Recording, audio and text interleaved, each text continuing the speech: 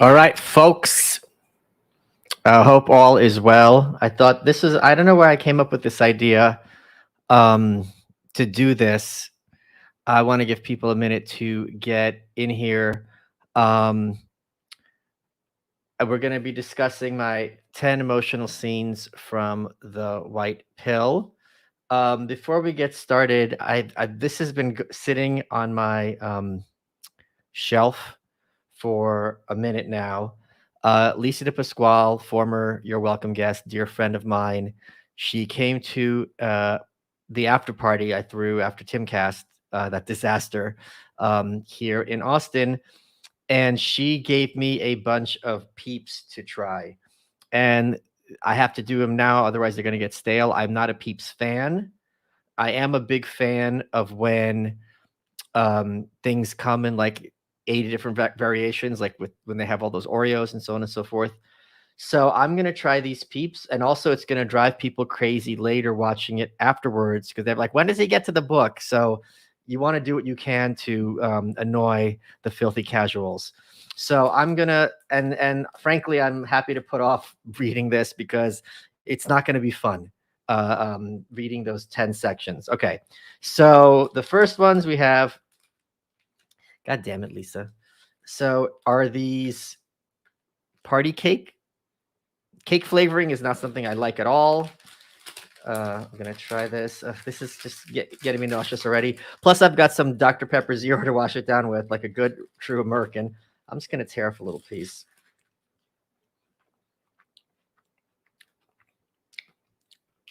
Oh, this is so bad.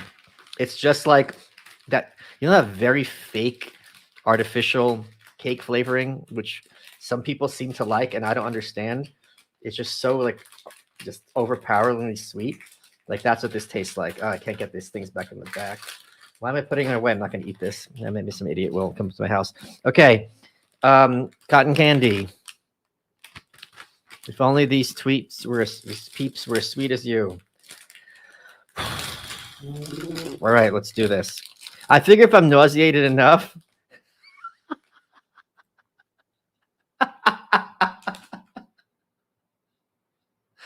Oh yeah, you heard me opening candy and you came running, didn't you? Huh, Donk?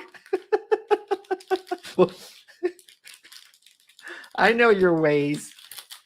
All right, let's try. This one's cotton candy. They look just gross.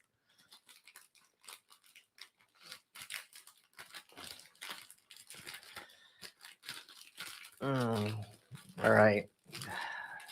God damn it, Lisa, I hate you.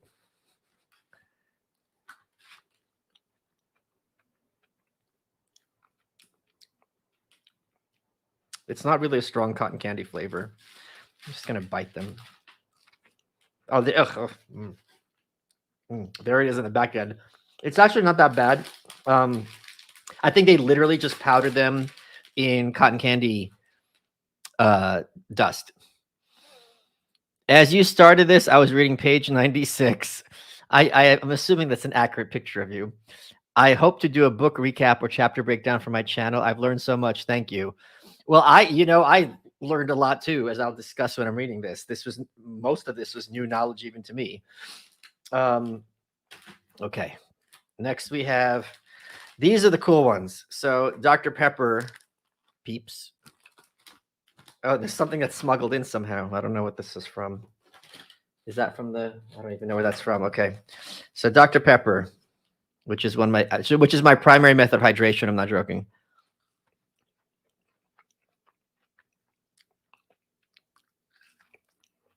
These are good. These are good. These are really good. A lot of times, like Dr. Pepper candy or Dr. Pepper gum doesn't taste Dr. Pepper. This does, and it's not overpowering. These are really good. Okay, I'm going to eat these. Thanks, Lisa. Okay, then we got 3 more. This is what's wrong with America, by the way. This. Okay, this is the one I'm not looking forward to. There's the cinnamon one, hot tamales. I don't like that flavor. But we got to do what we got to do for the viewers. Okay, here we go. They look like a little devil. Like, you know those when they have those rubber duckies that are devils, look like the devil? What's these look like? face. All right. Yeah. Oh, it's not too hot. It's exactly that candy flavor, that hot tamales candy that they just must have crushed or whatever. So they got the flavoring right, and it's not overpowering. Great. We got two more. We got kettle corn, and we got fruit punch. And I think it's supposed to be clear like Hawaiian punch because that's the logo, the font that they use for Hawaiian punch. I'm going to do that one last. And that is appropriate because that's what I was dressed as that night, as Punchy.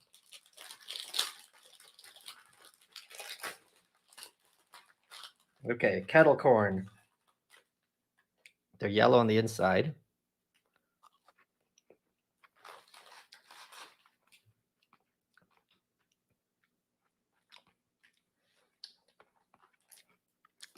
I don't taste anything. It just tastes like marshmallow. I don't taste anything at all. Okay, last one is fruit punch.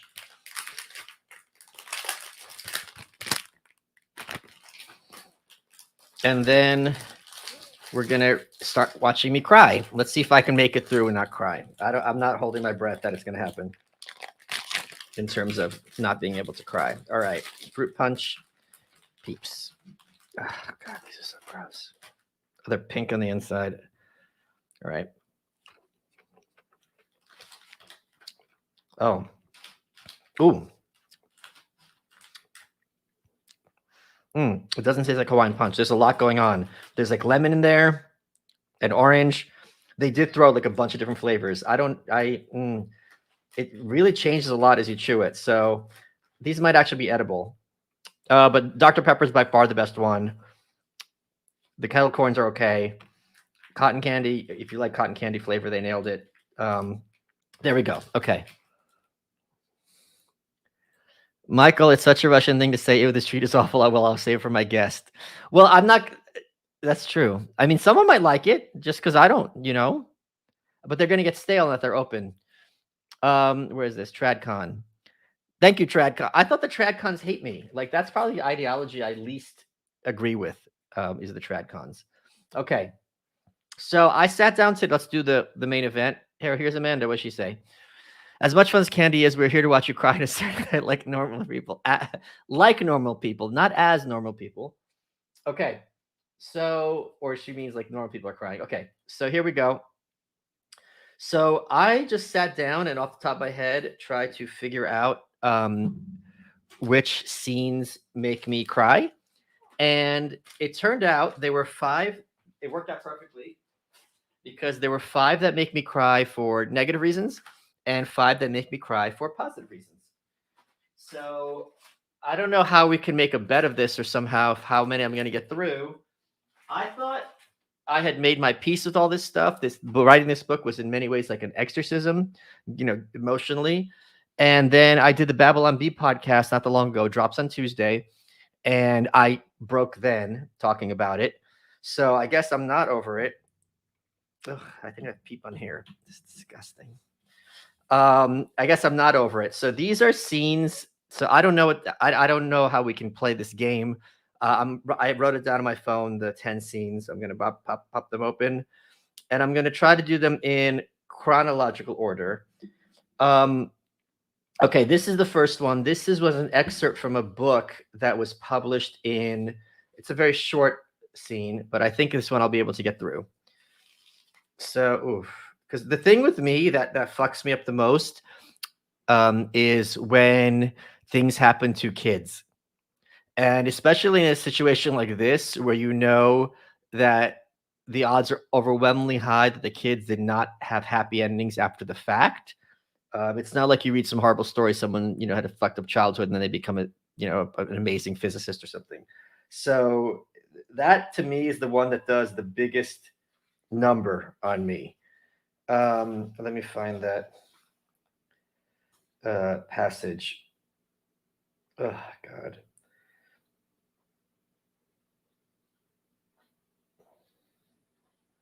Hold on. Sorry. Bear with me, people.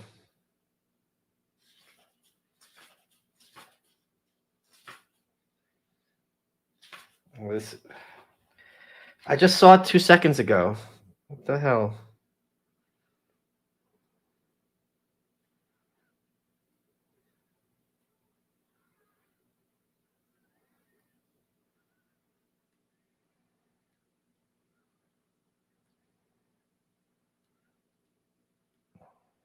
I don't understand this. I just saw this 2 seconds ago. Okay, I'm just gonna have to search for it on the file. I'm sorry, folks. I found it very easily when I was getting ready, and now I can't find it at all. Um,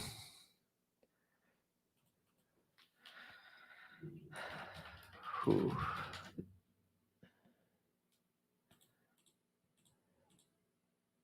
Okay, it is page 136. No wonder I can't find it. Okay, 136. Here we go.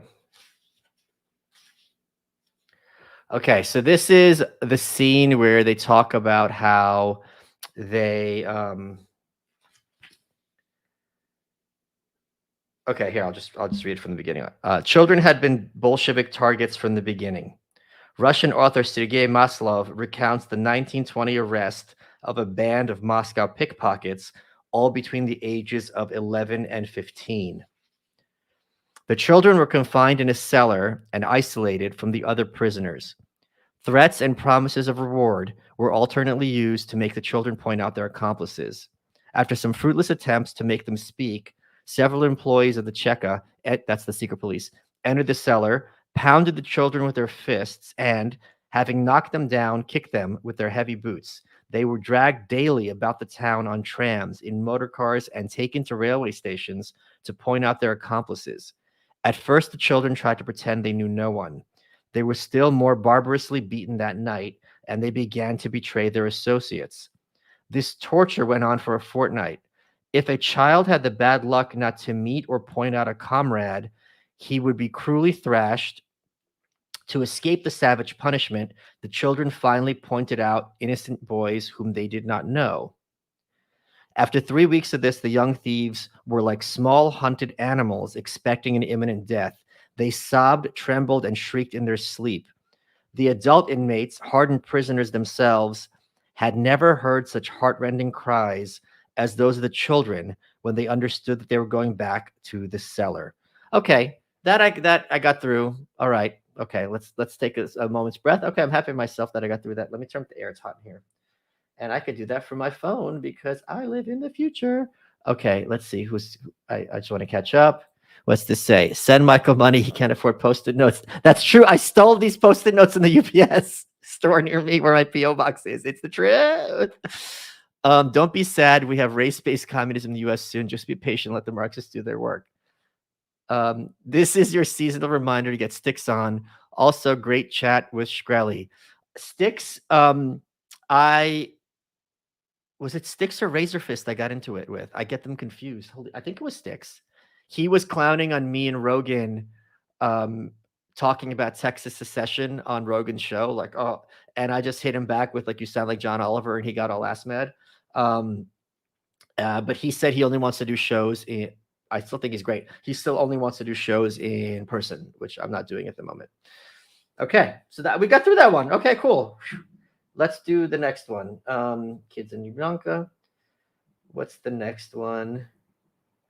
Oh, that's what's interesting about this is disproportionately these scenes were the ones not from the USSR or Ukraine, but from East Germany. And I was thinking about why that is, and I think maybe it's a function of it's so much more recent. If something if something happened in like the 30s in Ukraine, it's like another planet. But when you're hearing about like 1960s Berlin, we have like video that it's much more immediate, more real. And plus there's this idea, which is not entirely false, that Russians are like savages and like Germans are like erudite and like these are like the sophisticates of Europe. So when they're doing these like extremely disturbing things, it hits hard. I'm trying to rationalize it. I don't know. So the next scene, oh God. Ugh. So let me just break this down a little bit. So how I write, and obviously different people write differently. People often ask me about my process, which is something I don't find interesting when other people explain, but if people care, I'll explain it. I will like have these like, for lack of a better word, like tentpole scenes. Like I'll have a scene and I know that's important and I'll really live in it for a long period of time and then build a chapter around it. and then you kind of build a book around that. It's hard to explain, but there's certain scenes where I'm like, all right, this, like, you have to very much dwell in it disproportionately, because it does punch above its weight in terms of its importance to the narrative, even though in the literal sense it's not that important. It's just like something happening to one person. Name one thing I need to do while visiting Austin. That's a great question. I would say need to do. I would say go to the Driscoll. It's really cool. I like the Driscoll. So what happens when you get a Russian mixed with a German? Sounds mildly terrifying. Yeah, it's called Marx. Okay. Next is, so this is one of those scenes where I was like, I don't know if I'm going to be able to do this, because this is the one where I was talking about on the Babylon Bee that got me to lose it. And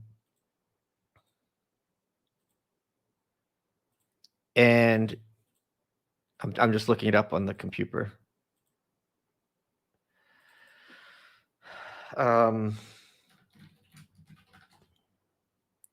Okay, page 120.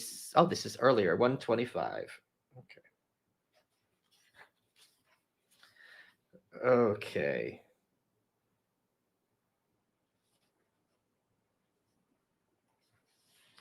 Okay, this is long, but okay, I think I could do it, folks. I need your prayers. Dark-sided stuff. Dark-sided. Stalin's purge made its way through the Soviet power structure to silence virtually anyone who knew too much about his atrocities. Kosyar, that's Stanislav Kosyar, had insisted that the cause of the Holodomor lay not in objective conditions, but mainly in the low quality of our local work, the caliber of our local leadership. But Kosyar knew perfectly well what had caused the famine, and that forbidden knowledge was itself largely enough to sign his literal death warrant. In January 1938, Stalin recalled Kosyar to Moscow and made him deputy prime minister of the USSR. He was arrested 4 months later. There are few of us who know what it means to experience torture. The closest analog is an action movie. The hero is tied to a chair with his hair carefully tousled and his lip split open. Though exhausted, he is defiant against his captors. His refusal to back down is both a source of frustration to his foes and a testament to his strength. It is a powerful image, but also a Hollywood fabrication. Historian William O'Neill pointed out that tortures weren't simply used by Stalin's men to get a confession, but also to effect the complete disintegration of his individual personality. I'm going to skip this next page because that's what the tortures. It is unclear what torture methods were used on Kosyar to get a confession. I'm going to skip that too. Okay. Others were beaten until their eyes popped out of their heads, a level of violence so inhuman as to seem like something out of a cartoon. Prisoners who were beaten to death were legally registered as having had heart attacks. In some cases, the murder was more extreme, such as when the head of the cross-examined prisoner is tightly bound with cord into which a small stick, a nail, or a pencil is inserted.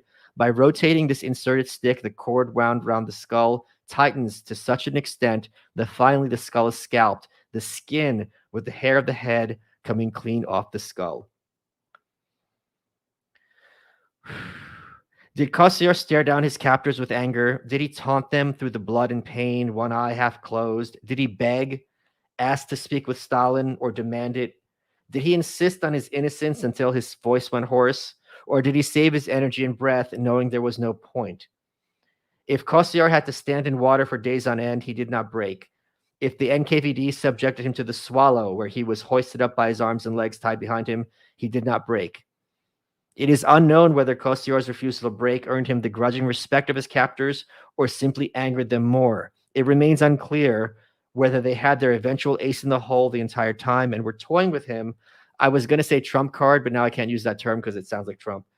The entire time and were toying with him, or if their idea only came when nothing else seemed to work. Or perhaps there was a line even the NKVD wanted to avoid crossing if there remained any possibility of avoiding it. What we do know is that the interrogators brought in Kosyar's 16-year-old daughter, Tamara, and raped her in front of him. That did it. That finally broke Stanislav Kosior. Kosior duly signed the confession that he, an ethnic Pole, had been a Polish spy. His execution was not immediate. He managed to outlive Tamara, who committed suicide by throwing herself in front of a train.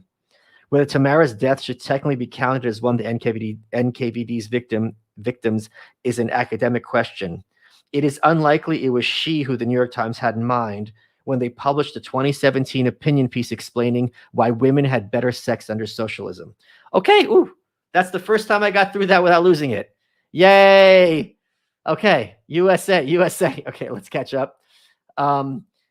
Have you or will you ever do a show with Johnny Rotten? Oh my God, I would love to in a heartbeat. My God, that'd be amazing. Would you do an interview with Peter Robinson about what went into writing Reagan's tear down this wall speech? Be a possibility. Oh, I would love to. I mean, that would be an epic moment. I would absolutely love that. Michael, how was the research process for this book? It must have been a tearjerker.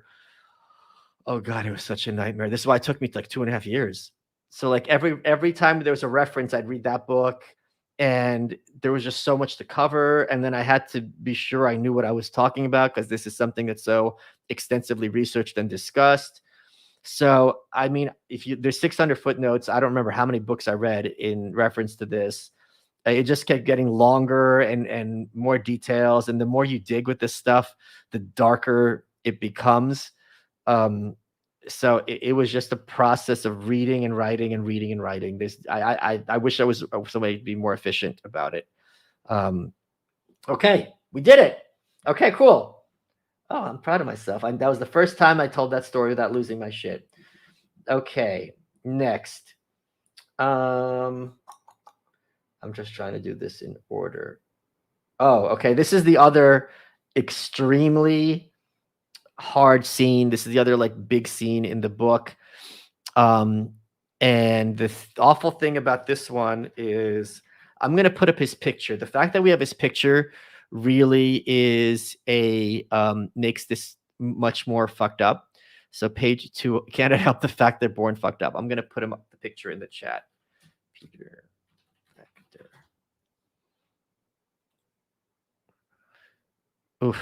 Oof, I'm losing it already.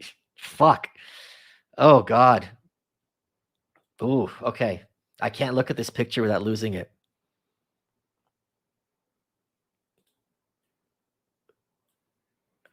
Okay. Cut.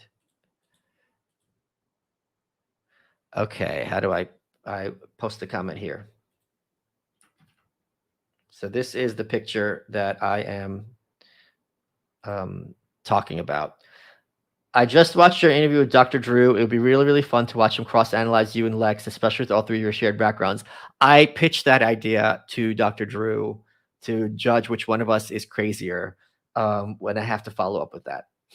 Okay, let's go to the Peter Fector scene. So these are the two hardest ones, the Kosior scene and the Fector scene. I got through Kosior somehow, and now we try to get through Peter Fector.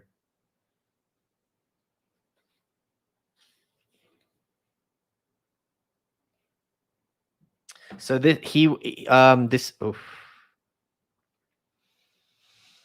okay, Soviet ice blood. Strength of Stalin.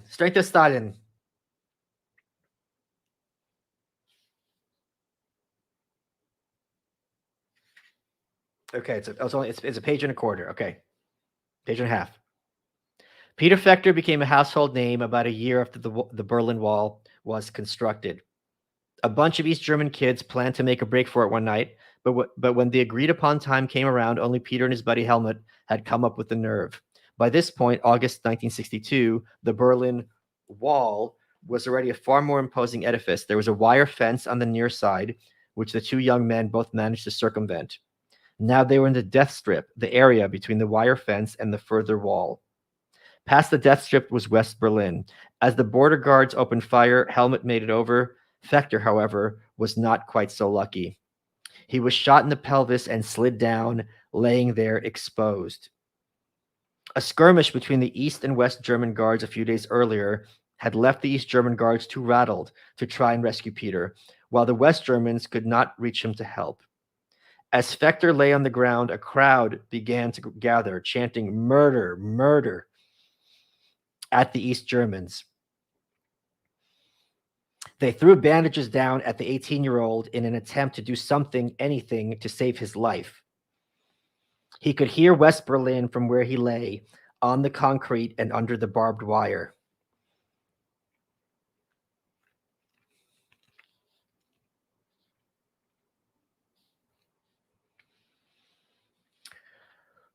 An hour is an extraordinarily long time to die. Did Fector review his life, not in an instant, but in excruciating detail? Was he worried that he was causing a problem for his family? Maybe he was scared he hadn't told his mother enough times that he loved her.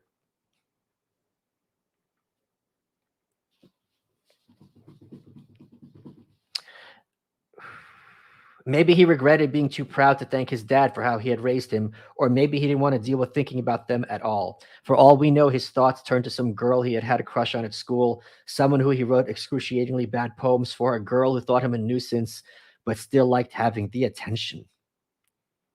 We don't know. We will never know. Oh, fuck. Okay, I could do this. The only thing he had to keep that hard ground soft and warm was his blood. Fuck, I lost it. Damn it.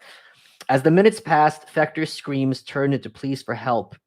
There must have been some point where he wondered what was taking them so long to come get him, and then another point where he suspected help wasn't coming at all, and then a final one when he understood that this was the end. Nowadays, there's a monument to him at the spot where he was killed. Anyone can go stand there and remember what it was like to be 18 years old, to be a complete moron, as all 18-year-olds are complete morons, and to think of all the things that happened in your life since being 18. That first date that was really the start of something special, that terrible stomach ache, that argument where you said things you immediately knew you'd later regret. All those possibilities, both the great moments and the banal, that come with having one's entire life ahead of them.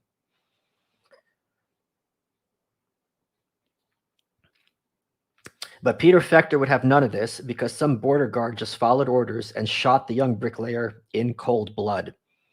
This wasn't 1930s rural Ukraine or World War II era Dachau. This was Berlin in 1962, already heavily rebuilt from being bombed to oblivion and in the process of regaining its status as one of the great cities of the world. Photo cameras were common and video increasingly accessible and affordable. Everyone all over the world could see the footage of Fector's dying agony. It's still on YouTube, and they could watch his feet dangling as a guard eventually carried away the body, holding in his arms exactly like a sleeping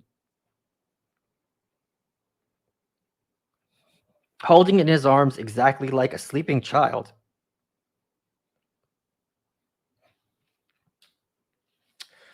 The East Germans later said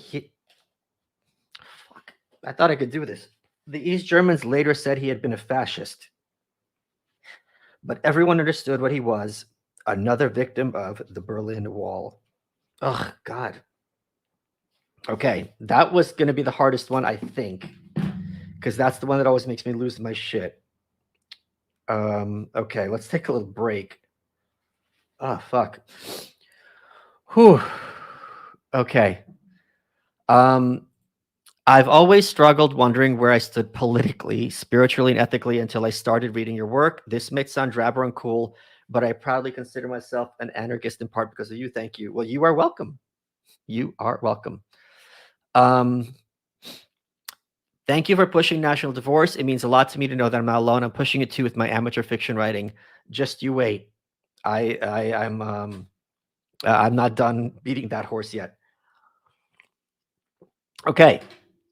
The next one is a really happy one. There's two of them next to each other. They're really, really happy. And that almost makes it worse. Okay. Oof. Let me look it up. Oh, fuck. Okay, so I'm 1 for 3, I think. 209. No, 210. Excuse me. Page 210. Ooh, fuck. Okay. Whew. Okay.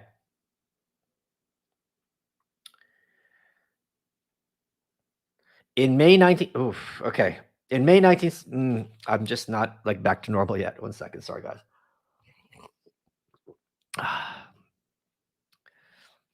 That's very nice, thank you, Darren. Um, in I know this story because of Andrew Heaton, who was the one who told me about it. He was doing research. The first one, it's just 2 stories next to each other.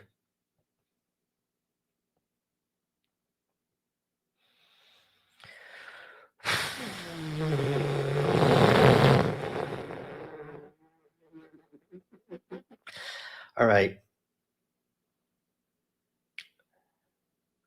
The most important thing is, no, never mind. I'll save that joke for later. In May 1962, a dozen people escaped from the east, meaning East Berlin to West Berlin, by way of their Senioren Tunnel. I don't know how to pronounce that, I'm sorry. The Senior Citizens Tunnel. Led by an 81-year-old man, a group of elderly people spent 16 days digging a 160-foot long, 6-foot tall tunnel from within an East German chicken coop all the way to the other side of the wall. According to one of the diggers, the tunnel was so tall because the old man wanted to walk to freedom with our wives comfortably and unbowed. Their wives were done crawling. As the years went on, the buffoonish authoritarianism of the GDR, that's the German Democratic Republic, that's East Germany, often reached cartoonish proportions, as did the countermeasures to fight them. One group of East Germans simply dressed up as Soviet army officers and crossed freely.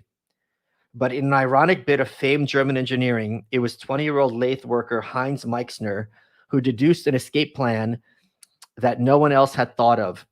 A native Austrian who commuted from West Berlin to East for work, Meixner fell in love with a girl from the GDR named Marguerite.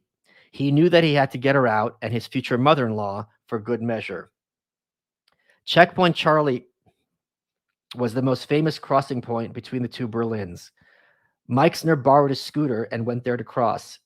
Distracting the guard who was checking his passport, Meixner measured the height of the steel beam that lifted to allow cars to get through. It was approximately a yard off the ground, enough to prevent almost any car from getting past it. Almost any car.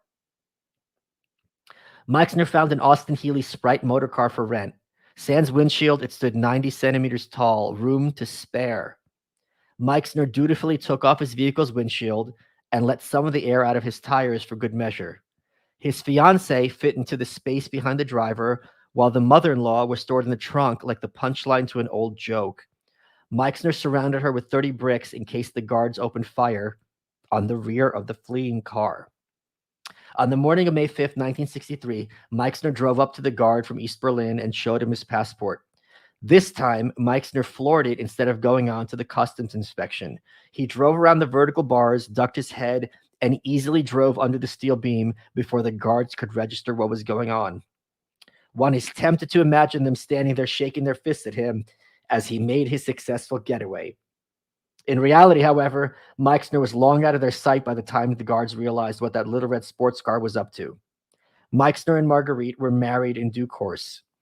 2 months after Meixner's escape, a young man named Norbert Conrad attempted to do the identical thing with his East German girlfriend, renting the very same car that Meixner had. This time, however, Conrad left the windshield on so as not to arouse the border guard's suspicions. It worked. That's great. I like that one a lot. Okay, so I'm 1 for 4. Okay, let's look at the next one. Why am I doing this to myself? Jesus Christ. Next is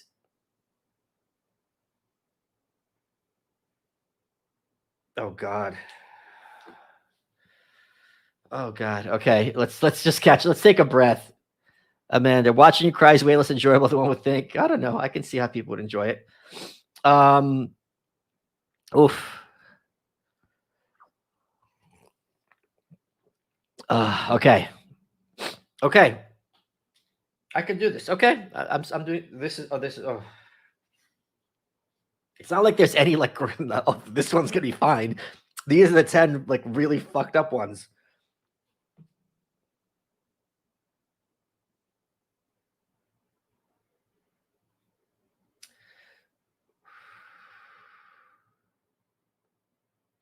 So Margot Honecker, who was the wife of Erich Honecker, who was the head of East Germany for many years, she was originally on the cover. She was here instead of Elena Ceausescu, but she was turned out to be much less of a character in the narrative than Elena, so I switched her out. And the reason why I think she is an interesting, I don't like using that word because it sounds morally neutral.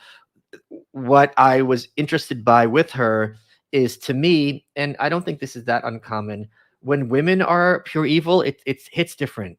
If you see like some guy comes home and he's drunk and like kills a bunch of kids, it's like okay, but like when a mom does it, it's like this is almost like something like supernatural. Like it's just like this shouldn't be existing on this earth kind of thing. So the thing with Margot Honecker is she was very beautiful. Well, I want to say very, but she was beautiful and she's always smiling. So if you just looked at pictures of her, because a lot of these commies were like, always very stern and serious, you think she's like, oh, this like fun lady and she was in charge of education. But like evil is like an understatement with this lady. And so these two, so she ran, well, I'll read it. It's just, okay. Okay. I could do this. Okay. Torgau is a town in former East Germany. It was a Torgau that Margot ran the worst of the Jugendwerkhof in East Germany. Though the word means youth workshop, the reality was that Torgau was a prison for children. One can argue whether the conditions at Torgau were worse than a standard prison or merely the same. What is indisputable is that 12-year-olds are not very compatible with being held in solitary confinement, and not for murder or terrorism or the other extreme crimes people tend to associate with solitary confinement. One teenage survivor described being locked up after her stepfather molested her, driving her to attempt suicide. She was nevertheless imprisoned like all the others. Children who are suicidal in the United States are institutionalized just as they were in East Germany, but the East German version of institutionalization is enormously different from the American. The children at Torgau were locked in with no possibility of escape, without any contact with their families, with no hope of someone letting them out of their 65 square foot room, no matter what they did. They knew that if they panicked or acted out or screamed for help, that would only make conditions worse. And if they didn't know, they learned that fact very, very quickly. Margot's staff was there to make sure of that. When they first arrived at Torgau, the children would be kept in holding cells. They would have to wait several days for the director to bother seeing them. While they waited, they weren't allowed to sing or whistle to make any noise at all, nor were they allowed to even look out the window. That was a whole other world, one that no longer concerned them. The goal was not to save the imprisoned children, but to break them, because deviation from the crowd in any sense put them on the radar screen of the authorities. While it takes quite a bit to lock up an American young person against his or her will, especially if their parents are opposed as well, in the GDR it took relatively little.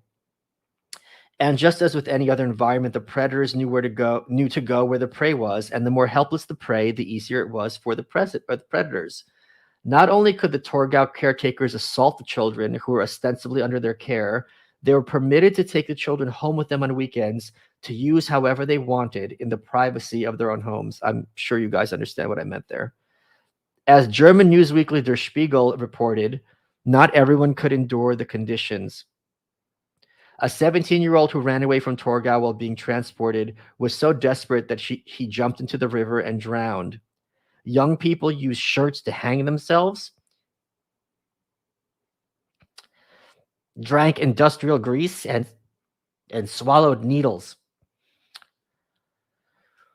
One boy locked himself in his room, poured floor wax over his body, and set himself on fire. Another teenager tried to sacrifice himself so that others could run away. He told his fellow inmates to kill him and hang his body from the bars in the window of the dormitory to lure the guards into the room. The boy was strangled with a sheet to the point of unconsciousness, but he survived. The attempted escape failed. And by the way, this was like in the 80s. This isn't like, back in time. Okay, I think that counts as me holding it together. Okay, I'm doing good so far. Most versions of fairy tales are about dark mother characters. We've actually done a lot to hide Machiavellianism in women. Yeah, that's true. Oof. Okay, let's just sit for a minute. Wow. Okay, how many do we have left? Oh God, we're only halfway done. What the fuck is wrong with me?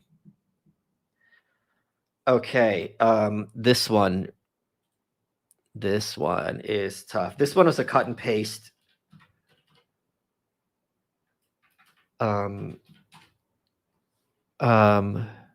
From, I think it's from Timothy Galton Ash or Garton Ash. I always get his name wrong. I'm so sorry.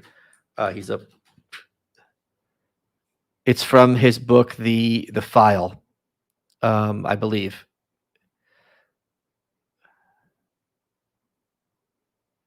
Where's the 426? Hold on, I'll tell you exactly what book it's from. 426. Blaze it. Yeah, Timothy Garton Ash, his book, The File, which was recommended to me by Matt Welch. Okay. So this is his fault if I can't read it because he wrote it. Okay. So what page is it? Sorry, guys. Page 216.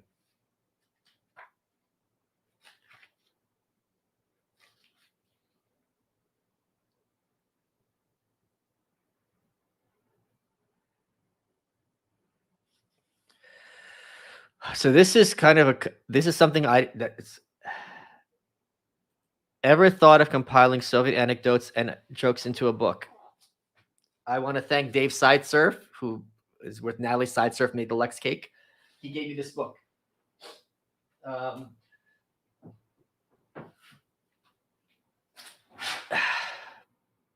So it exists.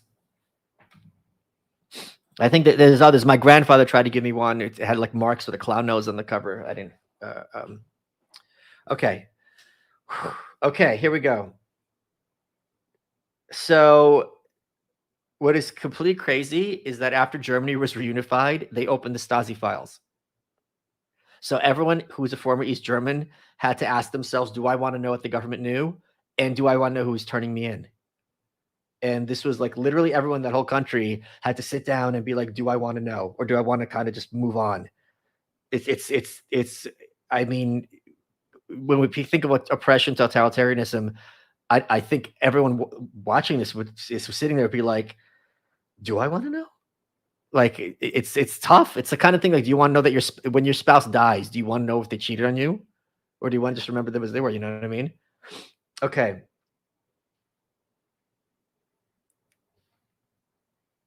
A person can try and play out how they would feel if they. I think this is Ash again. He goes, I think of the now famous case of Vera Wallenberger, a political activist from my friend's parish in Pankow, who discovered from reading her file that her husband had been informing on her ever since they met. They would go for a walk with the children on Sunday, and on Monday he would pour it all out to his Stasi case officer. A person can try and play out how they would feel if they learned that their spouse had been betraying them from day one, but this is purely hypothetical. Would it be akin to learning they had an affair on the side?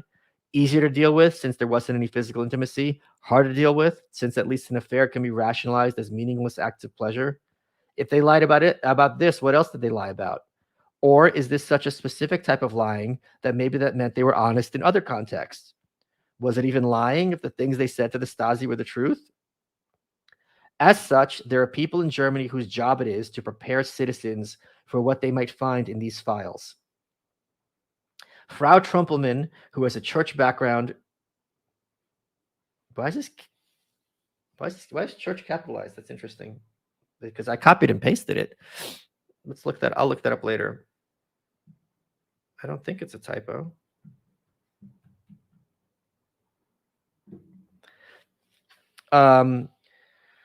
takes immense pains to help people through these shocks. She generally telephones beforehand to prepare them. She carefully explains about the nature of the files before setting them down in the reading room. She's at hand to comfort them as they read, but the strain on her is great. She has trouble with her eyes and her heart. I love this next line. Good work, Ash. How to work with poison every day and not yourself be poisoned. One of Frau Trumpelmann's recent readers had been imprisoned for 5 years under the communist regime for attempting to escape to the West. Now she found out by reading her file that it was the man she was living with who had denounced her to the Stasi. They still live together. Only that morning he had wished her a good day in the archive. The woman collapsed into Frau Trumpelmann's arms. Okay, I got through it. Ooh, can you imagine that? What do you have to go home to? Like I can't imagine it. None of us can. I can only read The White Pill in small pieces. I cannot imagine how emotionally exhausting it must have been writing it. Thank you for being so brave. It was a fucking nightmare. And you would think once it's out of you, it's done, but it's not. Okay, I'm gonna count that as a I got through it. Give me this. So we are 60%. Okay, 4 left. Wow, oh, fuck. Okay, 4 left. And the next are all the others are good. All the others are happy ones. Okay. Jimmy Dore, what are you doing all this reading for? What are y'all doing all this reading for? I bought The White Pill a month ago. It's extraordinary. Thank you, Michael. Thank you, King Boomer. Of all the sources used for The White Pill, which was the most illuminating or had the most usable information? I mean, there's a book called The Human Factor, which was just about Reagan, Thatcher, and Gorbachev, which was really kind of had my thesis already and was very straightforward. But that wasn't like particularly secret information, so it wasn't illuminating like, oh, no one knows this. That was one of the bigger ones. If you look at the footnotes, you could kind of, what's this called? The Great Terror by Conquest. I mean, my God, it's nightmare. That's another big one. Have you watched Shawshank Redemption yet? I've not. If you just look at the footnotes, you can see who was the biggest source, because like there's a lot of books that repeat over and over. Bring up memories of when the asylums closed in the 80s under Reagan. My friends and I would sneak into the Northville tunnels and see people that used to be housed in the hospitals. Oh, that's just awful. Just awful. We love a sensitive king. Well, thank you. It's a great picture. Oh, fuck. Okay. Fuck. Okay, we could do this. We could do this. Hold on. Okay, we got 4 more.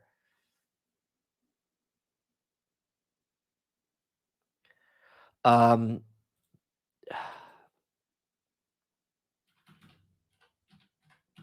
think this is going to be a little out of order.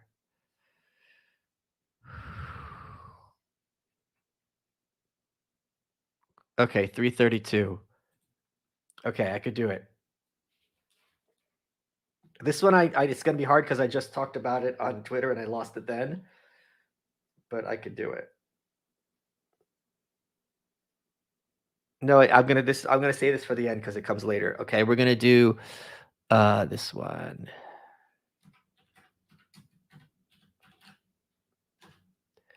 $3.11.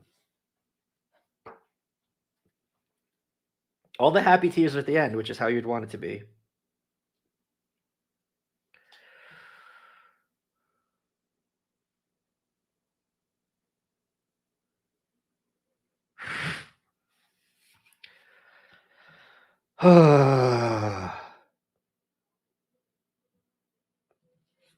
So, okay, this is 2 pages.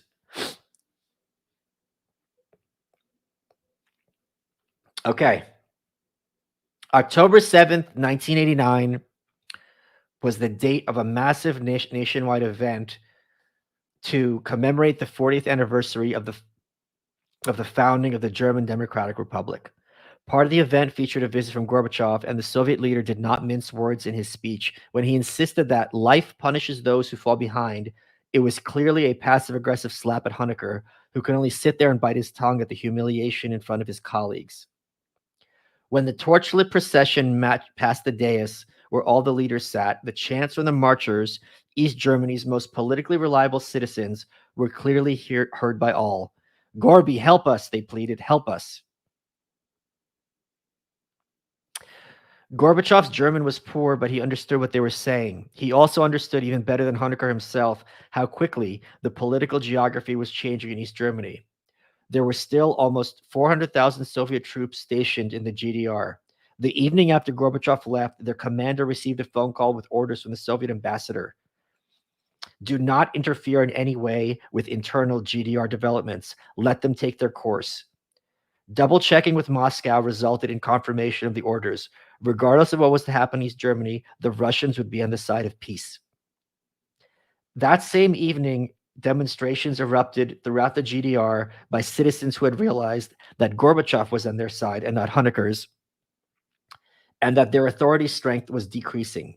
Over 1,000 people were arrested throughout the following day in Berlin alone, many beaten by the Stasi, both publicly and behind closed doors. But what was 1,000 people in a nation of over 16 million? Matters reached a peak the following night on October 9, 1989. There were 8,000 people at St. Nicholas Church alone, far too many to fit inside. The Stasi were ready for them, and so were members of the military. Bloodshed was not just a possibility, but a promise. We will fight these enemies of our country, if necessary, with arms, read an editorial in the Leipzig Communist Party newspaper. The army was stationed on the route of the demonstration, and the men were handed pistols and plenty of ammunition.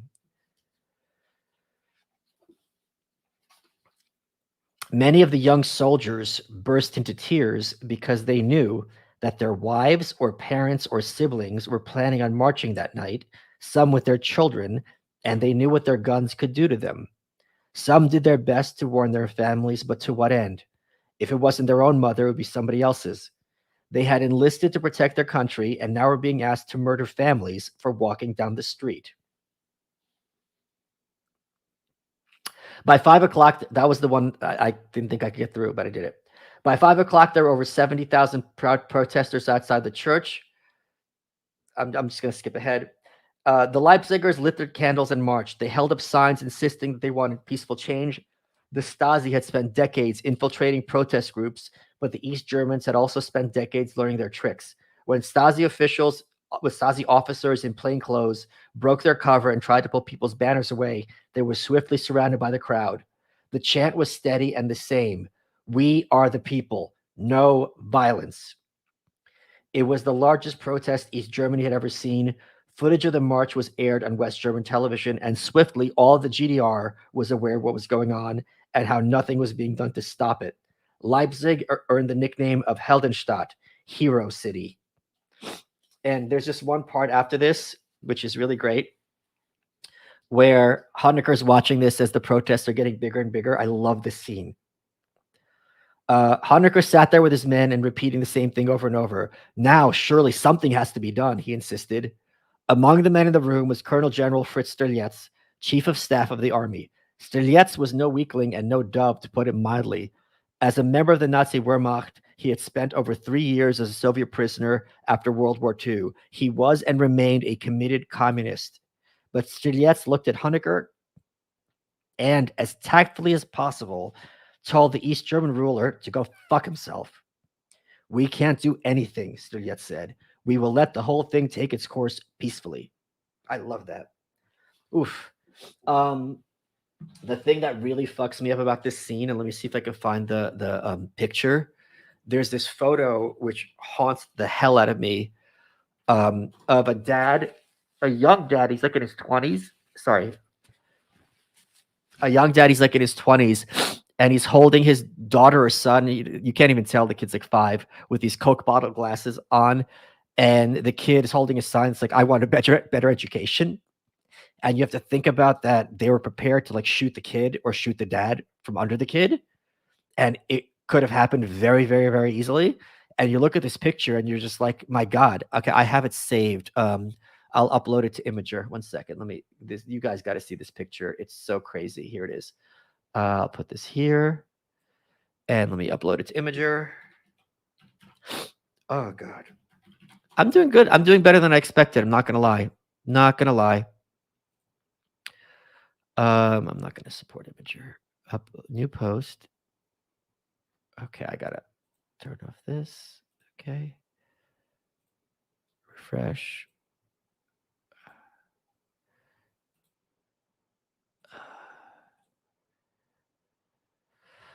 Whew.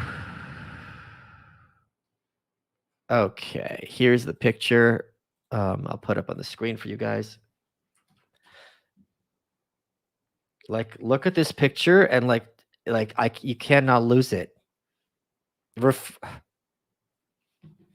It's this little kid saying reform for the schools, and they're gonna shoot with a smiley face, and they were gonna fucking shoot the kid.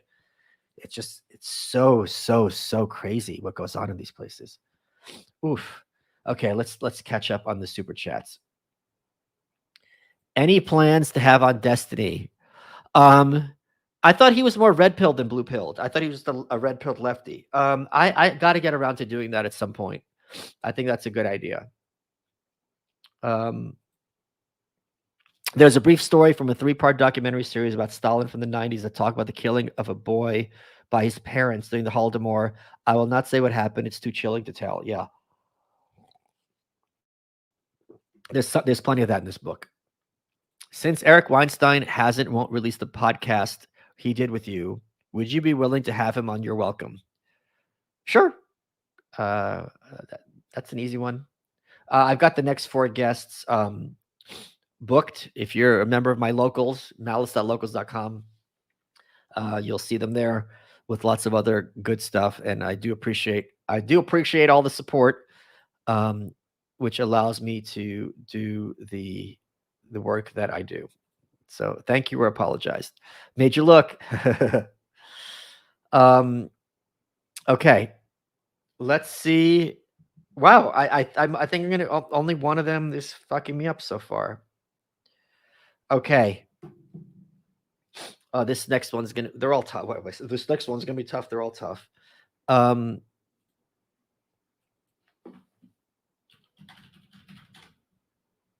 Okay, it is page 316.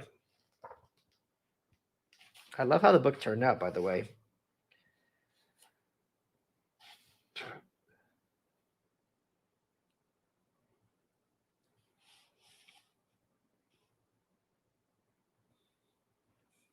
Okay, I love this. So when I started writing this book, even as someone as myself who's fairly knowledgeable about, this history and this era, I still didn't quite grasp fully emotionally why it was such a big deal when the Berlin Wall fell and why the Berlin Wall was such a big deal.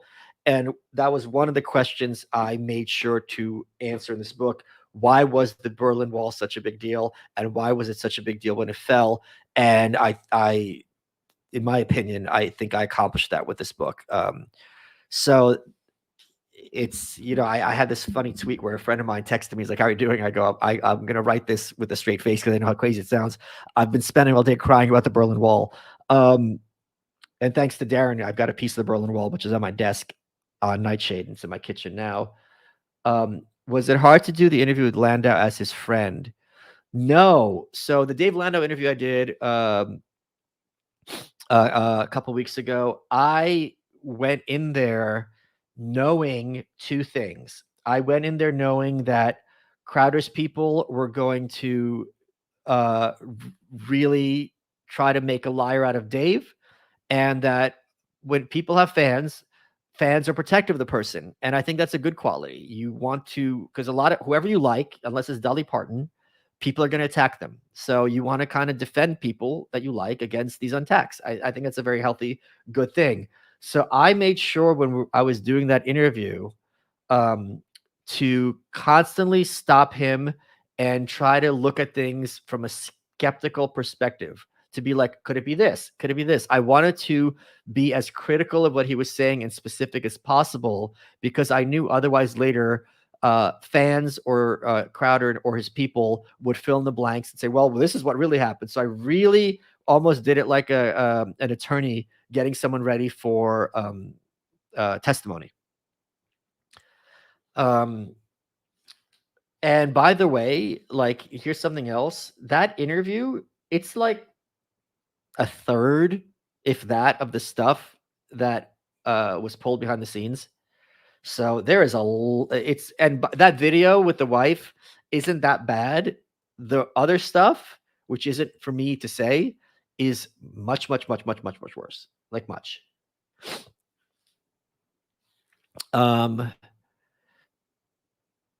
Okay, here we are. So Schabowski was the PR head of East Germany, and he had been told that they were going to allow crossings between East and West Berlin, and he had screwed up the announcement date. And so he goes, when asked when this new policy was to take effect, a nervous Schabowski shuffled through his documents. He didn't notice the sentence on the back of one paper embargoing the information until the following morning. That comes into effect, according to my information, immediately, without delay. Does this also apply for West Berlin? One journalist asked. Schabowski shrugged and then, frowning, looked down at his papers. He reread the key passage. Permanent exit can take place via all border crossings from the GDR to the FRG, that's West Germany, and West Berlin, respectively. In other words, the propaganda chief of East Germany announced live on camera that East Berliners were free to leave to West Berlin without any fear of repercussions. Not only did he announce it, but he had repeated it for good measure. The Berlin Wall was effectively now just a concrete structure. The East German broadcast of the press conference began at 7:30 p.m., and the East Berliners began to storm the wall immediately thereafter. The guards had heard different rumors themselves and were left unsure of what to do. Open the gate, chanted the people. The wall must go. For the first time in their lives, the citizens felt comfortable arguing with soldiers and Stasi officers, and they were safe to do so. The armed men argued back, but there was no move on their part to escalate matters to violence. It was a little after 9 p.m. when word came down from the bureaucracy. The more aggressive citizens were to be let through, but they should not expect to be allowed to return back. They were effectively not emigrating, but being deported. To the East Berliners, those terms were acceptable. And that is a reference to the meme. Your terms are acceptable. By this point, all 6 East Berlin border checkpoints were mobbed, with 20,000 people at the Bornholmer Strasse, sorry, I don't know how to pronounce it, checkpoint alone. Harold Jaeger, the border guard commander stationed there, made a professional assessment of the situation. All I was thinking about now was to avoid bloodshed, he later explained. There were so many people and they didn't have space to move. If a panic started, people would have been crushed. We had pistols. I had given instructions not to use them, but what if one of the men had lost his nerve? Jaeger made an executive decision. He ordered his men to open the gate. 1 hour later, unaware what had happened at Bornholmer Strasse, border guard commander Gunther Moll independently made the same decision at the notorious Checkpoint Charlie crossing. And as you guys probably realize, Checkpoint Charlie is where Heinz Meixner drove under the crossing. As a deluge of his countrymen ran past him to West Berlin, abandoning their cars behind them, he stood there wondering why the hell the crossing had ever been closed to begin with. The video footage of the young border guard stepping aside as hundreds of East Berliners ran past them is particularly notable for one big reason. For once, the guards were smiling. The citizens of the GDR were greeted in West Berlin with flowers and champagne by their fellow Germans. By midnight, all 6 checkpoints were wide open, with all 12,000 border guards sent back to their barracks. Soon the entire world was watching in shock as residents of a united Berlin were literally dancing atop the Berlin Wall. There were still some half-hearted attempts to get them down. The East German police at one point tried to blast them off with a hose, only to be defeated by an umbrella. Helmut Kohl, who's the head of West Germany, cut his trip to Poland short. I'm at the wrong party, he said. No one thought to phone Moscow until 5 a.m., and even then no one bothered to call Gorbachev. He only learned what had happened when he woke up the following morning to scenes that seemed unimaginable.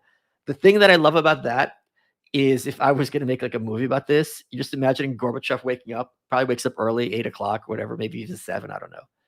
And he gets up and he's in his night clothes, and he just turns on the TV and he just changes the channel. And his remote has these big thick buttons. And he's like, Risa, look at this. And just sitting there and just being like, holy crap. It's just amazing. And if you look at that footage and within the context of having about Peter Fector and all the other stuff, it hits very, very, very differently. It hits very differently if you see that footage now, knowing what that Berlin Wall meant. So it's just great. Okay, I got through that one. Okay, 2 more. We could do this. Woohoo!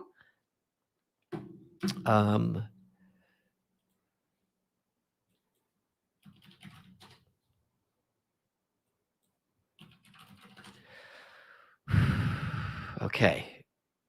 Page 318.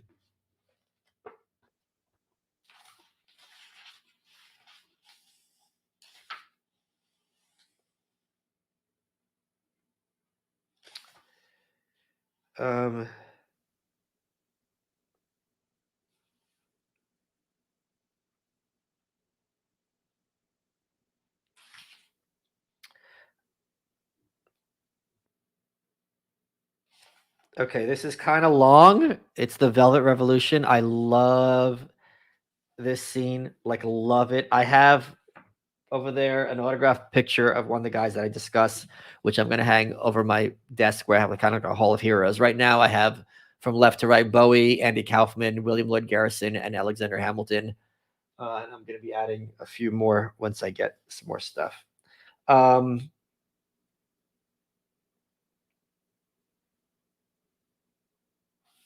I'm going to just bounce around. Okay.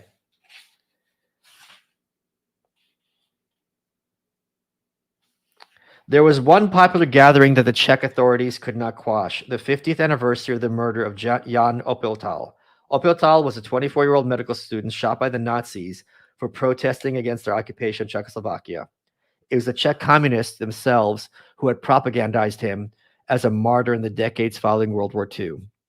The anniversary march proceeded as planned on Friday, November 17, 1989, 8 days after the Berlin Wall was opened.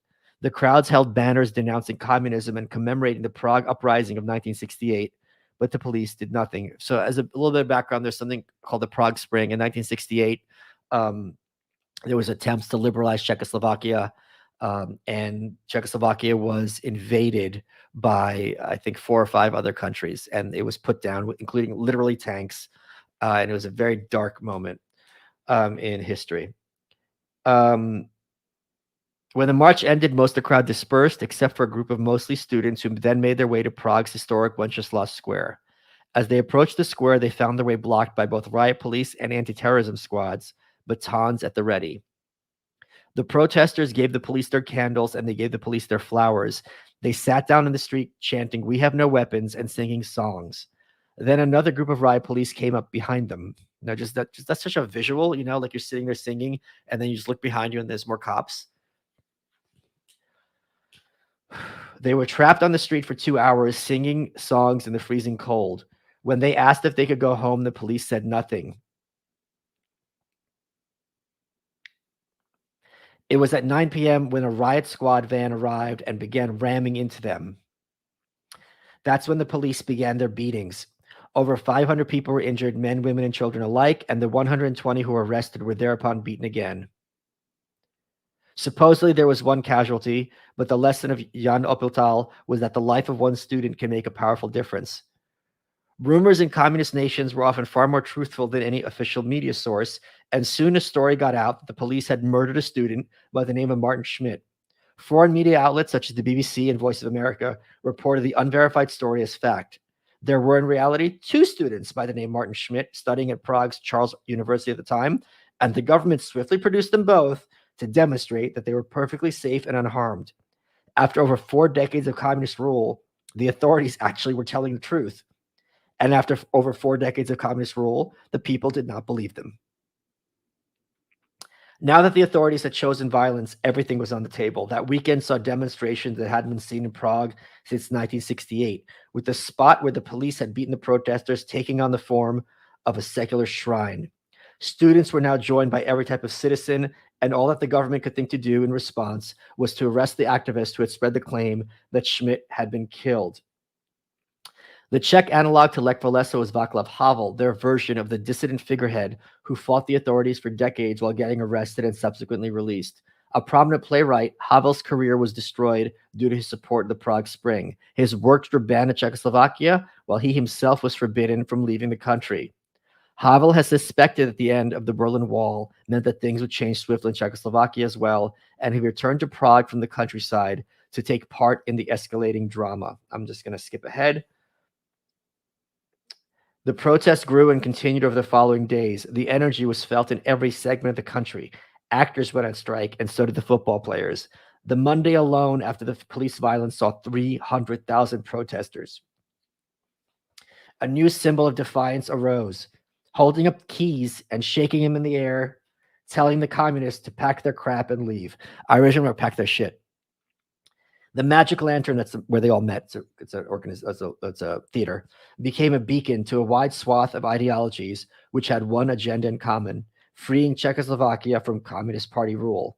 This was to be a revolution, but a soft and peaceful one. It became known as the Velvet Revolution for just that reason.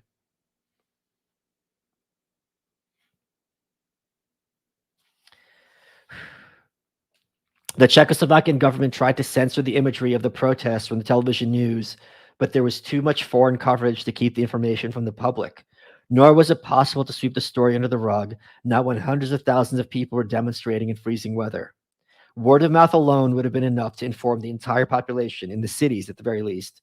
Friday evening, a week after it all started, Alexander Dubček, leader of the Prague Spring, appeared alongside Havel on a balcony at the Melanchthon building and spoke to the audience of half a million who had gathered in Wenceslas Square. For the audience below, it was like being visited by a character from a history book, as if Martin Luther King Jr. had reappeared in Washington, D.C., and began to sing "We Shall Overcome" to the crowd.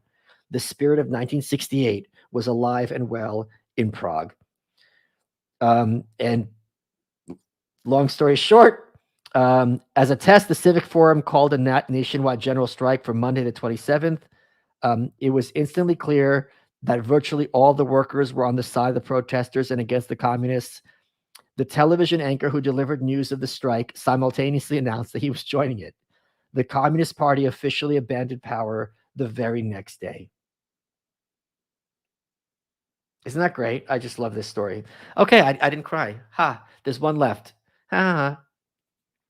Dear reader, I'm just here to give you money 2 times what I gave to Dave Smith or the man they called Tim. Come here. Let me see. I think there's one more. Let me catch up to this one.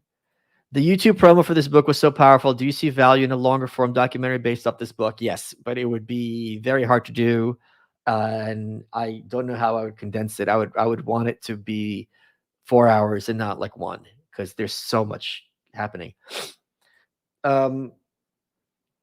I just shotgunned the audiobook while driving several hours to and from a Target shooting match. I don't even remember the driving. The shooting went well, though. A strange kind of motivation, I guess. Well, there's plenty of shooting in this book, and the good stuff's at the end, which I loved writing that scene. With if you guys who read it know what I'm talking about. It's where they put that bitch up against the wall. Okay, we got one more, and then we're good. Yes. Okay, the last I only lost it once. It's a Christmas miracle. Okay, it is page 332.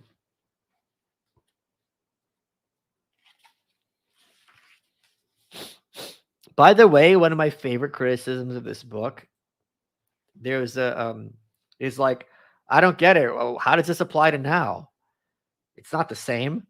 And I'm reminded of the Simpsons episode where Rod and Todd were watching some kind of biblical cartoon, and there are these lambs, and one of them lambs is like whatever, saying all these things. The other goes, but I don't have anything to confess. And then the shepherd goes, but you do. You can confess the sin of envy. And they all laugh. And then Rod or Todd goes, that's all well and good for sheep, but what are we to do? And it's kind of like, This is the Soviet Union. I wanted you to spell out what this means for now. It's like, well, I can't spell it out any clearer. Would you ever consider a book on steel manning, unpopular philosophies like objectivism? No. I mean, I don't think I could defend objectivism in the Randian sense. It's a minarchist. She in her it's I can't defend it better than her. Okay. Let's do this last section and then we can answer some super chats and okay, here we go. 3:32. It's brief, but this gets me. You ought to flex on Knowles or Rogan so you can have a proper discussion with Shapiro. Why would that bring about a proper discussion? It was great before we need an hour-long episode. I'm sure me and Ben's paths will cross at some point. It was inevitable. Probably at Shul or during the meetings of the Elders of Zion. Okay. After touring the Johnson Space Center on September 16, 1989, Yeltsin took an unscheduled visit to a Randall's supermarket in Houston, Texas. By the way, the supermarket's there. I think it's a Pathmark or something. I forget what it is, but I'm going to go visit it. Photos exist of him being awed by the boxes of Kool-Aid popsicles and the overflowing bins of onions. That line, by the way, there was an article written at the time, and like the journalist was like, they all seemed to be like obsessed with how big the onions were. It was like something like, and he was like, they were like, oh my God, I've never seen onions this big. It's really kind of funny. He was told that the store stocked 30,000 items, while the typical Soviet store ostensibly carried fewer than 100, but in practice often had bare shelves. It would have seemed like ridiculous pro-American propaganda, but for the fact that Yeltsin was witnessing it all with his own eyes. Average Americans could buy things out of reach of the wealthiest Soviet citizens. The conquest of bread had been won by the West. As Yeltsin flew on to Miami, he clutched his head in his hands, his brain rewiring itself from decades of being told things that were simply not true. Now, Yeltsin was very high up in the government at the time. I think he was like mayor of Moscow or the equivalent of mayor of Moscow. But just imagine, it's like such a usual suspects moment. Like when you realize, like, it's not just I'm a lie, like this one thing was a lie. It's like this has been decades and everything I've learned was a lie. One of the only parallels I could think of that some similar to this is in North Korea propaganda. There's the idea is, and there's a book with this title, The U.S. Imperialists Started the Korean War. And when they escape, refugees, and they learn that the great leader Kim Il-sung had started the Korean War, it's been described as what would feel like for one of us to think that we bombed the Japanese at Pearl Harbor. It's just like, what? Like, it makes just no, like, because everything follows as a result of that. It's just like, wait, what? So let me just finish this with Yeltsin. Yeah, as Yeltsin flew on to Miami, he clutched his head in his hands, his brain rewiring itself from decades of being told things that were simply not true. He also understood that those saying such things could have been just misinformed, not to this extent. They were knowingly, brazenly lying, or at the very least, completely indifferent to the facts. They had to fool the people, he realized. It is now clear why they made it so difficult for the average Soviet citizen to go abroad. They were afraid that people's eyes would open. Like when it clicks, it's like, oh, because like, why can't they just leave? Oh, because if they leave, they might come back. So that passage to me is really one of the reasons why I'm so hopeful for America and the West, because once you realize, oh, it's all a lie, it's really hard to maintain your authority other than using brute force, which is very, very expensive and almost impossible to maintain over long periods.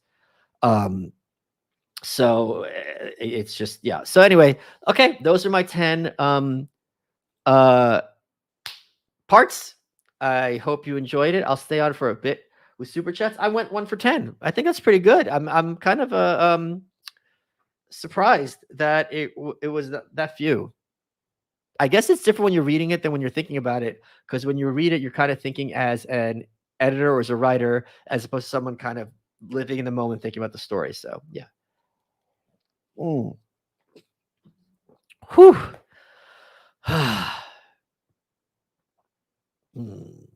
Okay, I guess that's everything. I'm going to go head out.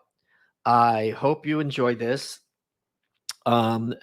I'm really excited I'm scared my guest is gonna flake for next week, but we have supposedly, um, I'm recording Monday. It is supposed to be, um, uh, Martin Shkreli. So we're gonna have a smirk off to see who's smarmier. I think I'm gonna win. It's my core competency, as they call it. I hope you all enjoyed the book. I worked very hard on it. I'm about to start working on my next one probably soon. I can't tell you guys what it is.